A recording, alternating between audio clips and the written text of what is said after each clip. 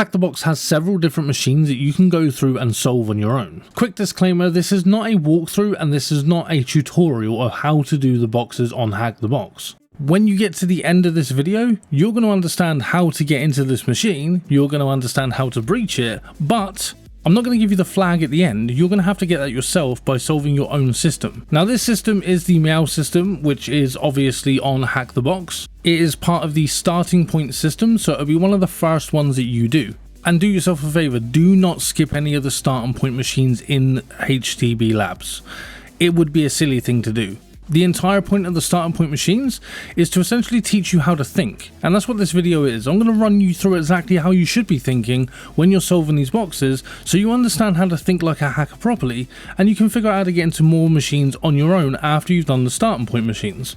Now, there are certain VIP machines as well, which I will not be going over because obviously that would be a kind of an issue with Hack the Box. Unless they gave me permission to do so, I wouldn't do that. So we're going to cover just the standard starting point machines, not the VIP ones. And just so you know, I am not using my own virtual machine for these. I will be using the Hack the Box phone boxes, which essentially are virtual machines that you can just log into and then use. It pretty much requires no setup from you, the user. You can just get on and just use it. And that's the great thing about sites like Hack the Box. So what I'm going to do is I'm going to take you through me solving this box, and I'm going to explain along the way how you should be thinking and why you should be doing the things that you are doing. So the first thing you're going to do is you're going to open up a terminal window. This is something that you're going to use for pretty much everything that you do when it comes to hacking, cybersecurity or pen testing. And the first thing you're going to do when you have an IP address is you're going to use a ping in order to see if you're actually connected in the first place. Now this does two things. This does the ability to essentially check that you're connected to the Hack the Box servers if you're doing it on their servers specifically, and it makes sure that the actual machine that you're trying to connect to is returning a signal. This will then allow you to do an Nmap search in order for you to find out what services are running on the system. Now with this one you can see that the open port is port 23, it's a TCP connection, it's open, and the service is Telnet. So if you don't understand what Telnet is, it's just an old, pretty much unused service that you can use to connect into a system using a certain type of connection.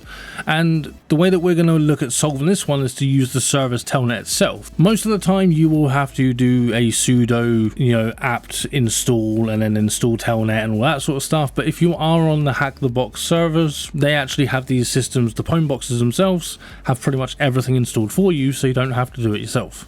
So as you can see, the basic thing that we're going to do with Telnet is put in Telnet and then put in the IP address. This will connect using the Telnet service, and then it will bring up the login, and this is how you have to connect. Now, I'm not going to give you the login information.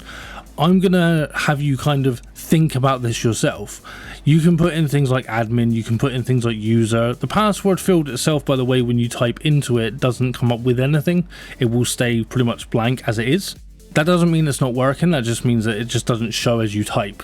That's the way password fields work on Linux. As you can see, I can try admin, administrator, I'll try user, and none of these are going to work. The thing that you have to do now is research what usernames can be used on a Telnet service to get you access without necessarily needing a password. This is not something that I'm going to tell you. I'm not even going to show you what it is. I'm going to skip that little bit on the video so you don't see what it is.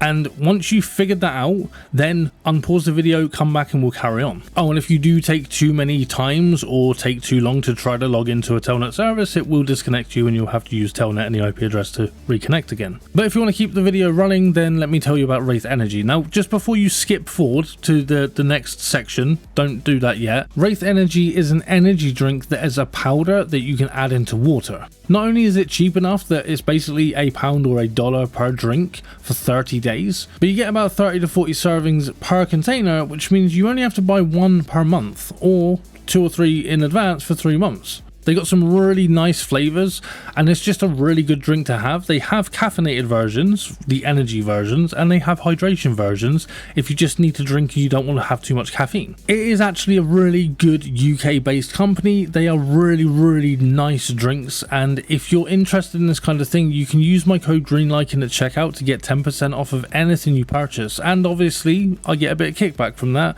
and it supports me and the channel, which I appreciate. Anyway, back to the video. Once you've done a little bit bit of research yourself and you figured out the login, username and password to get into the system, and I'll give you a little hint now if you haven't figured it out and you're frustrated. It's a very standard login you should be able to find very easily. There is no password at all, so you don't have to worry about that side of it. But once you're into it and you have that connection, then you can use basic Linux commands, and those are things like ls, which will list the things on the actual system itself, and cat in order to actually read a file. Now that's pretty much all you have to do at this point once you're actually in the system, and you will then do ls and do cat to get into it.